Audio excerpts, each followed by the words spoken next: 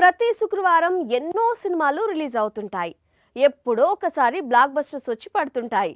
కానీ రీసెంట్ టైమ్స్లో block buster వచ్చి పడిన ప్రతిసారి హీరోల కంటే కూడా విలన్స్ పేరు ఎక్కువగా వినిపిస్తోంది. ఇది మారుతున్న ఇండియన్ సినిమాల్లో కొత్త ట్రెండ్ గా చెప్పుకోవచ్చు. దురంధర్ రిలీజ్ అయింది. విలన్ గా నటించిన అక్షయ్ ఖన్నాకు మంచి పేరు వచ్చింది.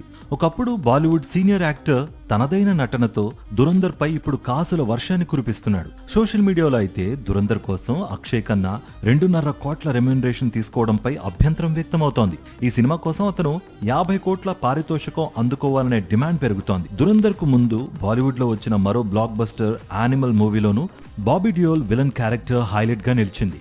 అతని కంబ్యాక్ కు మాత్రమే కాకుండా సినిమా విజయంలో కీలక పాత్ర పోషించింది. శైతాన్ మూవీలో మాధవన్, రైడ్ సీక్వెల్లో రితేష్, పఠాన్లో జాన్ అబ్రహాం, ఇలా బాలీవుడ్ మూవీస్ లో మాత్రమే కాదు సౌత్ సైడ్ కూడా కమల్ హాసన్ నటించిన విక్రమ్ మూవీలో సూర్య విలని సెన్సేషన్ కు మారుపేరుగా నిలిచింది.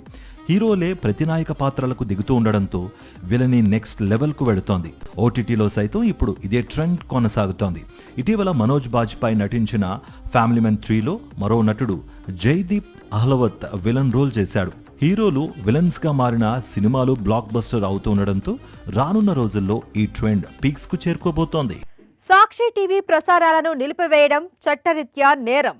సాక్షి టీవీ ప్రసారాల కోసం మీ స్థానిక కేబుల్ ఆపరేటర్ను వెంటనే సంప్రదించండి. డిటిహెచ్లో, ఇంటర్నెట్లో కూడా సాక్షి టీవీ ప్రసారాలను వీక్షించవచ్చు.